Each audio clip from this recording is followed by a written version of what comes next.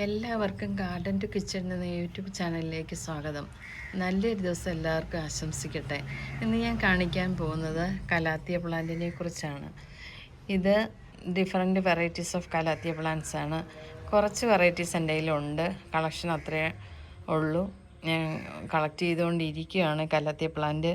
ഇത് നല്ലൊരു leafy plant ആണ്. ഇതിൻ്റെ പ്രധാനപ്പെട്ട ആകർഷണം എന്ന് പറയുന്നത് ഇത് പൂക്കൾ ഇതിനില്ല. ഇതിൻ്റെ ലീഫാണ് ഇതിന് ഏറ്റവും അട്രാക്റ്റീവായിട്ടുള്ളത്. ഇതിൻ്റെ ഇലകൾ വളരെ മനോഹരമാണ്.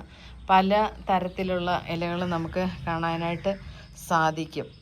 ക്യൂനോ ഫോളിയേജ് പ്ലാന്റ് എന്നാണ് ഇതിനെ അറിയുക. മനോഹരമായ നിറപ്പട്ടാർന്നുള്ള ഇലകളാണ്. ചിലതൊക്കെ കണ്ടില്ലേ, നല്ല മയിലിൻ്റെ ഇതുപോലെ നല്ല റെഡ് കളറൊക്കെ ഇതിൽ വരുന്നുണ്ട്. ചിലത് അടിയിൽ വേറൊരു കളറ് ആയിട്ടൊക്കെ വരുന്നുണ്ട്. നല്ലൊരു പ്ലാന്റായിട്ട് ഇതിനെ കാണാം. ഇതിൻ്റെ അടിയിലൊരു റെഡ് കളർ പോലെ മെറൂൺ ഷെയ്ഡ് പോലൊക്കെ വരും. ഇതൊക്കെ നല്ലൊരു പ്ലാന്റ്. ഇത് എല്ലായ്പ്പോഴും നല്ല ലീഫ് നമുക്ക് കളർഫുള്ളായിട്ട് പല കളറിൽ നല്ല ഡിസൈനിൽ ഇതൊക്കെ കണ്ടില്ല, എത്ര മനോഹരമായിരിക്കുന്നു. ഇതിൻ്റെയൊക്കെ ലീഫ് നല്ല മനോഹരമായ ലീഫ് അത് കാണാൻ. പിന്നെ ഇതിനെക്കുറിച്ച് പറയുമ്പോഴാണെങ്കിൽ ഇത് ഒരു ഇൻഡോർ പ്ലാന്റായിട്ട് നമുക്ക് വളർത്താം. പിന്നെ ഇതൊരു ഷെയ്ഡ് ലവിങ് പ്ലാന്റാണ്. ഇത് ഷെയ്ഡിലാണ് കൂടുതലായിട്ട് വളരുന്നത്. നമ്മൾ ഡയറക്റ്റ് സൺലൈറ്റ് വെച്ചാൽ ഇത് കരിഞ്ഞു പോകും. ഞാനൊരു 2 ദിവസം ഒരു പ്ലാന്റ് കണ്ട് ഈ പ്ലാന്റ് സൺലൈറ്റ് കിട്ടുന്നിടത്ത് വെച്ചപ്പോൾ എൻ്റെ ലീഫ് കരിഞ്ഞതായിട്ടാണ് കാണുന്നത്. പിന്നെ ഞാനതെടുത്ത് തണലത്തോട്ട് മാറ്റി വെച്ചതാണ്. അപ്പം നമ്മളിതിന് ഇൻഡയറക്റ്റ് സൺലൈറ്റ് മാത്രമേ പാടുള്ളൂ. പിന്നെ ഇതിനാവശ്യമുള്ളത് നല്ല ഷെയ്ഡ് കൊടുക്കുക. പിന്നെ ഈർപ്പമുള്ള മണ്ണായിരിക്കണം. ഉണങ്ങി ഡ്രൈ ആയ മണ്ണ് പാടില്ല. അതിനെ പരിപാലനത്തെക്കുറിച്ച് പറയുമ്പോൾ അതാ.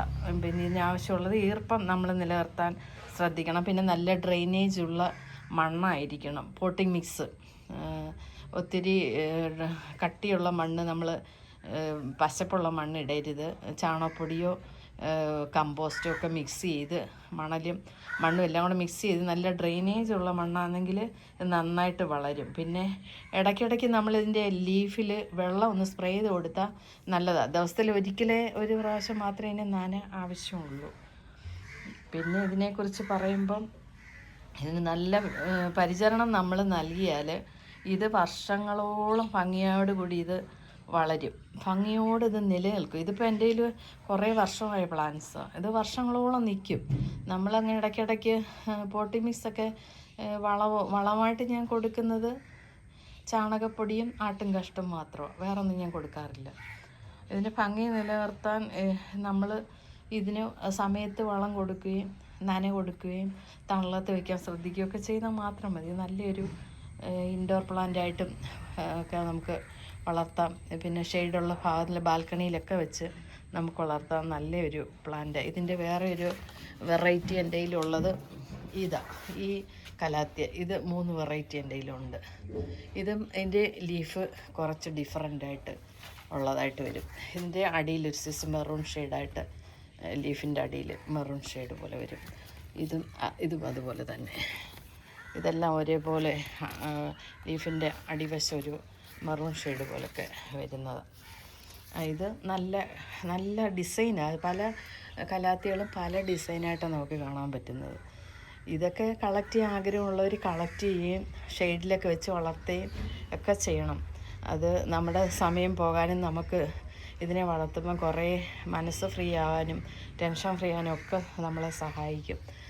ഇത്രയൊക്കെ ഉള്ളൂ ഇന്നത്തെ വിശേഷങ്ങൾ. എല്ലാവരും എൻ്റെ ചാനൽ കാണുകയും സബ്സ്ക്രൈബ് ചെയ്യുകയും ഷെയർ ചെയ്യുകയും ചെയ്യണം. ലൈക്ക് ചെയ്യണം. പ്ലാന്റിനെ സ്നേഹിക്കുന്ന എല്ലാവരും ഒരിക്കൽ കൂടി നല്ലത് ആശംസിച്ചുകൊണ്ട് ഓക്കെ ബൈ. വീണ്ടും ഒരു വീഡിയോ ആയിട്ട് നമുക്ക് നാളെ കാണാം.